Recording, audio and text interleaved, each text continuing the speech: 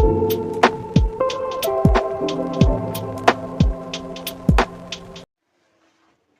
Students, welcome to Kusum classes. तो बच्चों, आज की इस वीडियो में हम करेंगे क्लास 9th की मैथ एक्सरसाइज 1.3 का क्वेश्चन 7।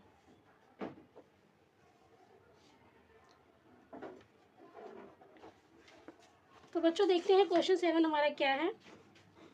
क्वेश्चन 7 है बच्चों हमारा कि बच्चों ये क्वेश्चन 6 कर रहे हैं हम, ठीक है। क्वेश्चन 6 है हमारा ये। तो बच्चों 6 जो है हमारा, देखिए क्या है कि P बटे Q बराबर कॉमा में Q बराबर नहीं है 0 के रूप की परिमेय संख्याओं के अनेक उदाहरण लीजिए। क्वेश्चन कह रहा है कि P बटे Q रूप की परिमेय संख्याओं के अनेक उदाहरण लीजिए जिसमें Q हमारा 0 नहीं होना चाहिए, ठीक है बच्चों। तथा जहाँ P और Q पूर्णांक हो और P और Q ना हमारी संख्या के रूप में होना चाहिए, जिनका एक के अतिरिक्त कोई उभयनिष्ठ गुणनखंड नहीं है और जिसका शांत दशमलव निरूपण प्रसार है।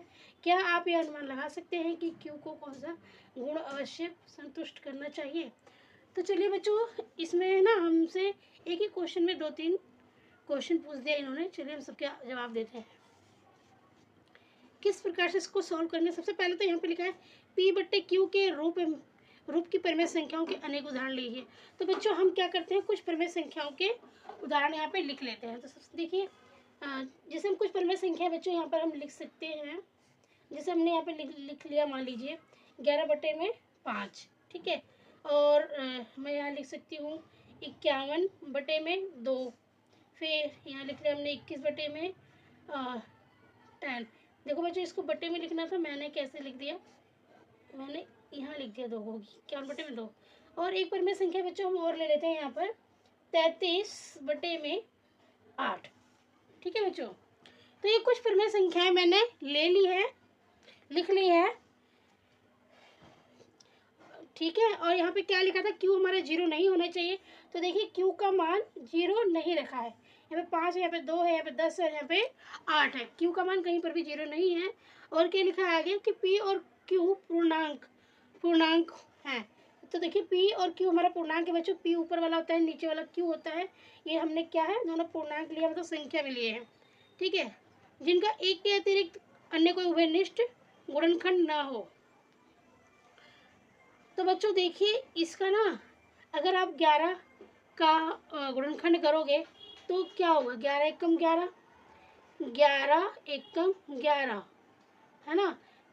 और 5 का गुणनखंड अगर करते हो आप तो 5 एकम 5, क्योंकि एक के टेबल में ही आते हैं, ये तो अपने टेबल में आते हैं। तो उभयनिष्ठ बिंदु जो है, उभयनिष्ठ संख्या जो है कौन सी है, एक ही है ना। तो इन सब में इन सब का क्या होगा, एक ही होगा उभयनिष्ठ। ओके बच्चों, यहाँ पे लिखा है ना कि जिनका एक के अतिरिक्त अन्य कोई उभयनिष्ठ गुणनखंड नहीं हो। तो इसका और कोई उभयनिष्ठ गुणनखंड नहीं होगा बच्चों, ठीक है। ये हमने लिख लिया इस प्रकार से। अब मैं क्या करूँगी बच्चों, 5 से 11 को भाग दूंगी, क्योंकि अब हमें देखना है जिसका 7 दशमलव प्रसार है। तो बच्चों अब हमें क्या करना है ना, इसको इससे भाग करना है, तभी तो पता चलेगा शांत और अशांत दशमलव प्रसार। तो भाग करने के लिए बच्चों मैं क्या करती हूँ, कुछ हाँ यहाँ पे मैं रफ काम कर लेती हूँ भाग करने के लिए। तो देखिए सबसे पहले मैं 11/5 है मेरा, तो मैं 5 से 11 को भाग देती हूँ, ठीक है। तो 5 दूनी कितना हो जाएगा, 10 हो जाएगा। फिर यहाँ से एक उतार लिया हमने, ये हमारा क्रॉस हो जाएगा। अब हम यहाँ पे 0 लगा देंगे, 0 के बदले यहाँ पे पॉइंट लगाएंगे। तो 5 दूनी 10, ठीक है। हमारा यहाँ पे क्या आ गया, 0 आ गया, शेष नहीं बचा है। तो ये हमारा क्या हो गया, शांत प्रसार है। इसका दशमलव प्रसार कौन सा बच्चों, शांत दशमलव प्रसार है ये।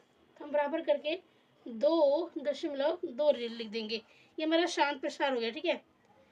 अब हमें 2 से 51 को भाग देना है, तो 2 से अब हम 51 को भाग देंगे। तो 2 दूनी 4, 5 में से 4 गया 1, ऊपर से उतारा 1, 2 पंजे 10।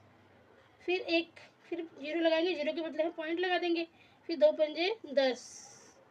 यहाँ पर भी बच्चों नीचे 0 आ गया हमारा, कोई शेष नहीं है। तो ये भी हमारा शांत दशमलव प्रसार है। तो हम यहाँ लिख देंगे 25.2। ये इसका हमारा 51/2 का ये शांत दशमलव प्रसार है हमारा। ठीक है बच्चों, अब हम 21 को 10 से करते हैं। 21 को हम 10 से भाग देंगे तो 10 दूनी 20। एक ऊपर से उतारा, यहाँ हमने 0 लगा लिया, इसके बदले हमने यहाँ पॉइंट लगा दिया, तो 10 से कम 10। तो देखिए यहाँ पर भी 0 आ गया है, इसका मतलब ये भी शांत दशमलव प्रसार है। तो हम यहाँ लिख देंगे 2.1। अब बच्चों देखिए यहाँ पे, अब हम इसका करेंगे। ठीक है, 8 को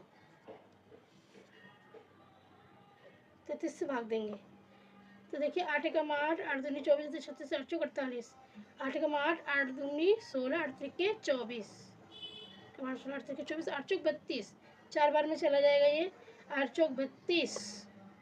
ठीक है, 3 में से 3, ये तो 0 आ जाएगा, यहाँ पे 1 आ जाएगा, 3 में से 2 गया 1। अब यहाँ 0 लगाएंगे तो इससे पहले हमें पॉइंट लगा लेंगे, 0 के बदले हम क्या करेंगे, यहाँ पॉइंट लगाएंगे। तो 8 एकम 8,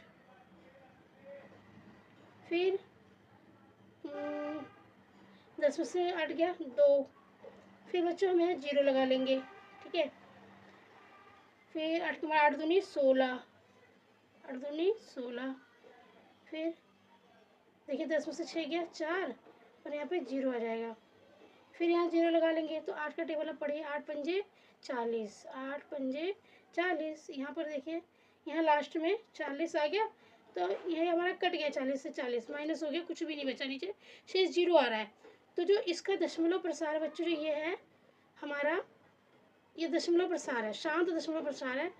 तो बच्चों 33/8 जो है ना, इसका भी हमारा शांत दशमलव प्रसार होगा। ठीक है, 1 to 5 समझ में आ गया। अब यहाँ पे क्या लिखा था कि जिनका एक के अतिरिक्त अन्य कोई उभयनिष्ठ गुणनखंड नहीं है और जिनका शांत दशमलव निरूपण प्रसार है।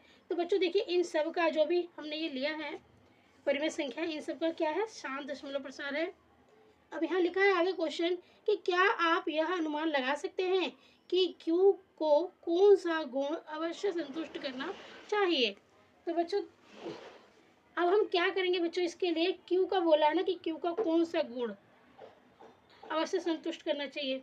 तो बच्चों देखिए यहाँ पे हम Q का क्या करेंगे, गुणनखंड लिखेंगे, अभाज्य गुणनखंड। तो अगर हम Q हमारा क्या है, 5 है, तो अगर मैं 5 का अभाज्य गुणनखंड लिखती हूँ तो कितना आएगा, 5 ही आएगा।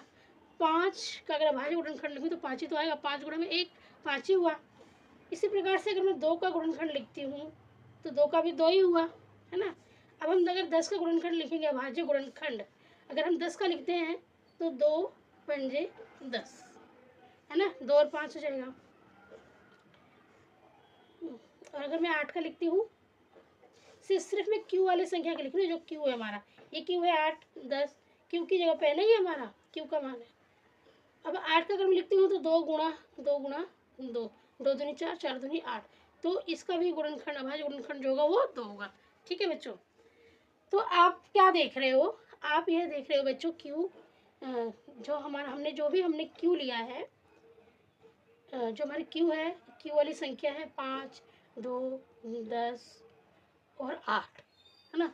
तो इसका जब हम इस जो भी देखिए इसका जब हम अभाज्य गुणनखंड निकाल रहे हैं, अभाज्य गुणनखंड में हमारा 5 अगर आ रहा है, 2 आ रहा है, 2 और 5 आ रहा है, तो हमारा उसका दशमलव प्रसार क्या है, शांत दशमलव प्रसार है।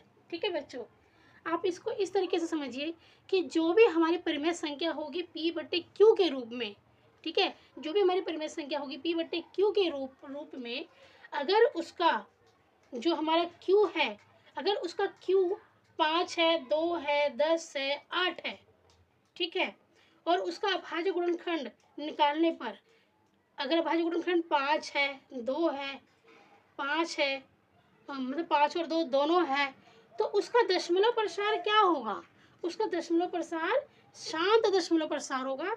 ये हम निष्कर्ष इस चीज़ से निकाल रहे हैं। इस चीज़ से क्या निष्कर्ष निकाल रहे हैं कि जो भी हमारी परिमेय संख्या होगी, अगर उसका Q का मान 5 है, 2 है, 10 है, 8 है, और इनका अभाज्य गुणनखंड नीचे वाले का क्यू का अभाज्य गुणनखंड में अगर यही संख्या है, अभाज्य गुणनखंड है ना, ये अभाज्य गुणनखंड में अगर यही संख्या है ना 5 2, अगर 2 और 5 दोनों, तो जो उनका दशमलव प्रसार होगा वो शांत दशमलव प्रसार होगा। हमने ये निष्कर्ष निकाला इस चीज़ से। ठीक है बच्चों, तो इस क्वेश्चन को हम इसी प्रकार से करेंगे। उम्मीद करती हूँ कि आपको समझ में आया होगा, और अगर नहीं समझ में आया तो वीडियो को 2 बार 3 बार वॉच कीजिए, आपको ज़रूर समझ में आ जाएगा।